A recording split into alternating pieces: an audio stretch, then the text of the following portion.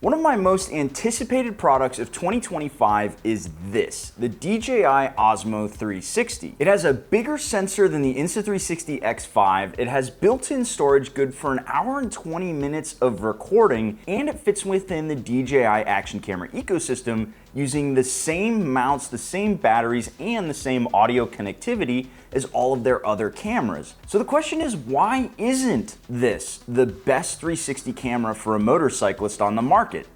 Yet. Now we are going to start out with the good stuff, but it's important for me to tell you right up front that DJI is a sponsor of the channel, and they didn't just send me one of these cameras, they actually sent me two for a reason we're going to talk about a little bit later on. That does mean that this video is sponsored by DJI, and you can consider everything I have to say with a grain of salt. However, when it comes to cameras, the facts are the facts, and I'm going to show you side-by-side footage with both of these so you can make the determination for yourself. So let's begin at the beginning. This is DJI's first entry into the 360 camera market after letting Insta360 basically run roughshod over this entire segment for 5 generations. Hell, Insta360 has so much marketing behind the X5, they've even partnered with Marc Marquez to make a special edition camera. So to take a bite out of Insta360, DJI needed to accomplish a few things. First and foremost, image quality and battery life need to be in the ballpark of this camera right here. This needs to be as easy to use as the X5 is, both in the field and in the editing suite. And then lastly, you need to bring DJI's rock solid reliability, wide accessory range, and aggressive pricing to the Osmo 360.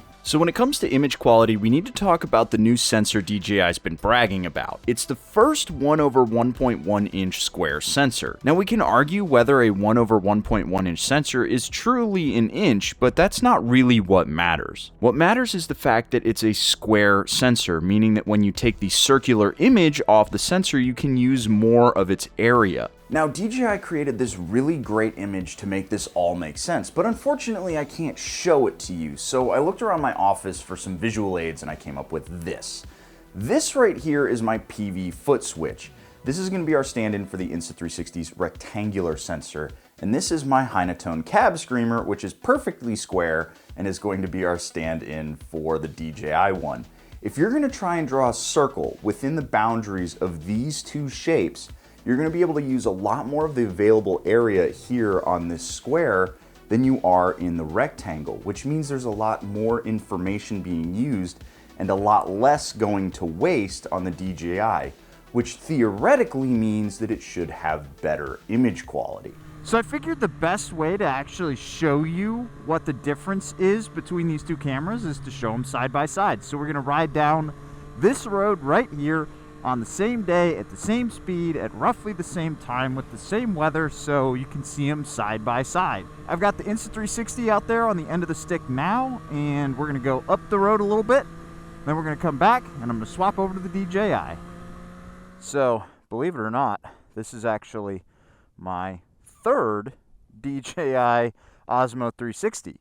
The folks from DJI sent me one, and it had some issues, and then the folks from DJI sent me a second one that was fine, and then I proceeded to scratch that lens on it, so I went and purchased this one. So I am now the proud owner of 3 DJI Osmo 360s. And away we go with the DJI Osmo 360 on the end of the stick. Oh look, there's a dog here at the end of the road. Go home, buddy, it's cold outside.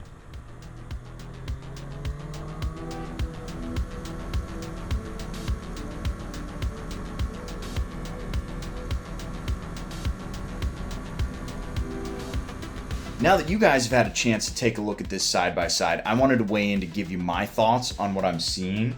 And first and foremost, the DJI image is a lot darker for sure. It's a much more high contrast image. But when I soften that contrast in post, it actually looks just like the X5 to me, except without the nasty film grain that you see all over my jacket, down my pants, and on the bike. That makes me think that the X5 basically just shot the ISO through the roof, because that's usually where that film grain comes from. And that means it's kind of struggling on this cloudy day, and it's really not that dark out there. There does seem to be a little bit more detail in the background of the X5. It feels like that image is a little bit more sharp, which makes me think that there's some post-processing going on the camera to sort of enhance that image, but I can just add sharpness in post to the DJI. What I can't do is really color correct the X5 the way that I like it, which, speaking of which, one thing that the Osmo 360 does have that the X5 doesn't is DJI's 10-bit D-Log-M colorway, which I know sounds like a fancy math problem, but essentially what it is it's a mode that allows you to color grade the footage a lot more closely than most other action camera footage. So I can match this to my chin camera, my dash cam, and make all the footage look pretty similar. It's almost impossible for me to get the X5 to look like my other action cams because it has the Insta360 problem of basically oops, all HDR. Even though I film with HDR off, the colors are so vibrant and the sharpness is so high that it's really difficult for me to work with this in post. Now, admittedly, this is a super user feature, but it is a huge benefit to the Osmo 360. Remember a little bit earlier how I said that this video was sponsored by DJI, but at the end of the day, numbers are numbers and I can't lie my way out of it? Well, battery life goes to the X5, and that is a huge thing for somebody like me who's filming all day. That means it's time for the standard battery life death battle. I started both cameras at the same time and then let them run until they die. The boot times on these cameras are basically identical, which is nice because the lifespan isn't. The Osmo died at 82 minutes and 21 seconds, and the Insta360 croaked at 91 minutes 58. Is 10 minutes across an hour and a half a big deal? Not for me, for reasons we'll talk about in a little bit, but it is a point in the X5's favor. Now, when it comes to ease of use, this is a tie game here. Both of these cameras are ready to rock and roll right out of the box, but unfortunately they both require an app to activate and to update the firmware. I understand why they do it because they want to make sure that you're on the modern firmware just to limit customer service calls, but it's annoying. Just let me use the camera right out of the box. If you're editing footage in the app, it's super simple on both of these cameras, and it's a great way to start recording your rides and sharing it with buddies or recording your own track laps. I am gonna give the nod to the DJI here though because of its built-in storage. The number of times that I've gone out and tried to film something and realized I've forgotten an SD card in one of my cameras is too damn high for somebody who ostensibly does this for a living. Did I forget to put an SD card in this? That'd actually be like a perfect opportunity for me to show off the...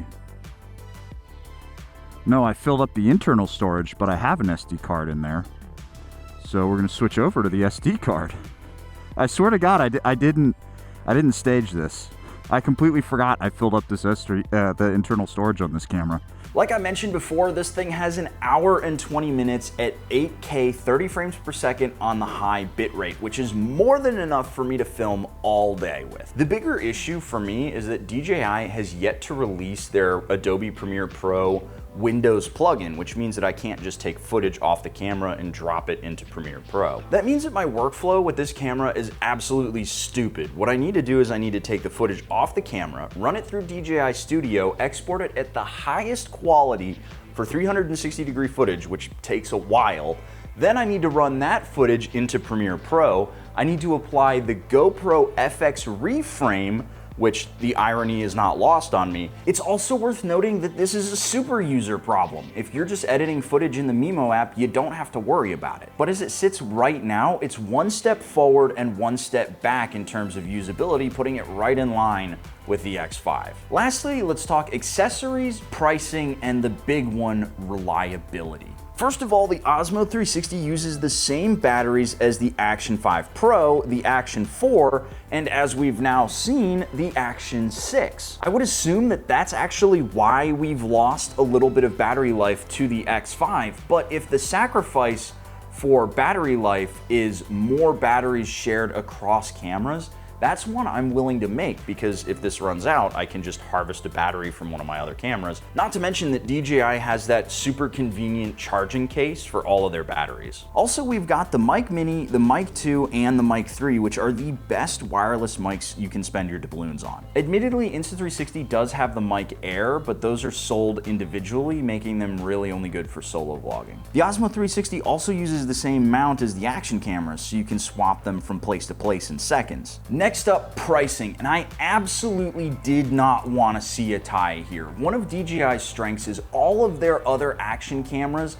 are undercutting the competition. For example, the Action 5 Pro is $349 to the Ace Pro 2's $420.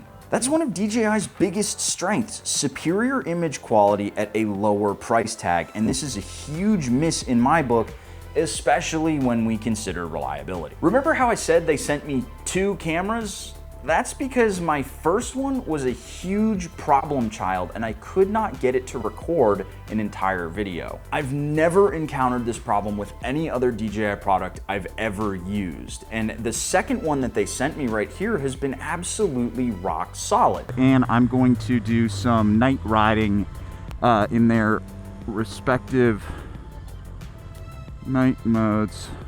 God damn it. I can't even get 30 seconds out of this camera.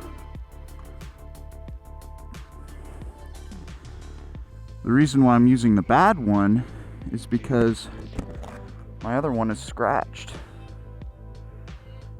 But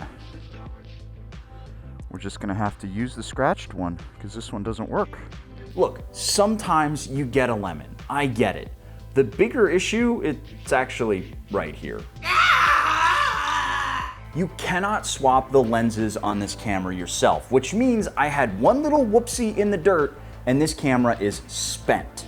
Yes, I can send it back to DJI to be repaired, but that's 60 to 90 days and they say so on their website. With the X5, you pay like 50 bucks and you can swap the lens yourself. It's super easy. They forced a bunch of YouTubers to do it on camera when they released it. So let's broad stroke it here at the end of this video. The DJI Osmo 360 is a great first at bat. Staying in the same ecosystem as the rest of their cameras is a huge win. The D-Log-M is a huge win, and once we get the Windows plugin for Premiere Pro, one of my biggest complaints will be solved. However, I would assume you can't bring the swappable lenses to this camera without doing a whole other model. And as a motorcyclist, lenses on my cameras get damaged all the time.